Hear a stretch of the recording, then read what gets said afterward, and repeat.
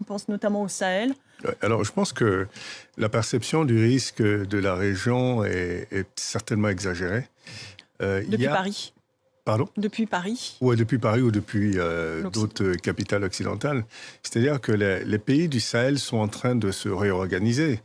Il y a une rupture, mais cette rupture ne veut pas dire que ces pays sont en train de sombrer dans l'obscurité ou sont en train de s'effondrer. Non, au contraire, ils se réorganisent. Et vous avez vu que ces pays sont restés dans la zone CFA, ils sont sortis de la CEDEAO, pour des raisons que nous savons, hein, des raisons politiques, mais sont restés dans la zone économique et monétaire.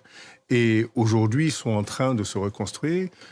Aujourd'hui, arrivent à emprunter sur le marché régional, donc sont en train de changer leur approche économique, et qui est une approche économique avec des solutions endogènes qui est certainement appréciable. Par exemple ? Nous notons le Burkina qui, aujourd'hui, commence à repenser son économie de sorte à mettre l'accent sur les capacités des entreprises locales à produire, ce qui n'était peut-être pas le cas avant.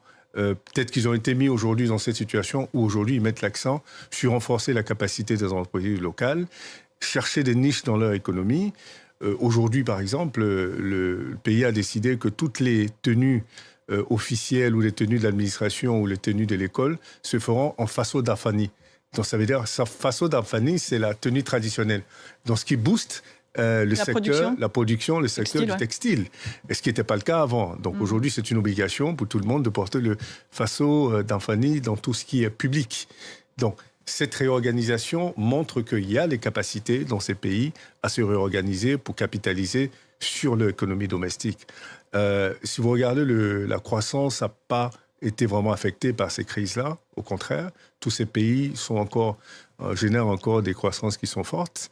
Et donc, le risque est certainement moindre que celui qu'on anticipe. Mais il existe quand même. Les risques existent partout.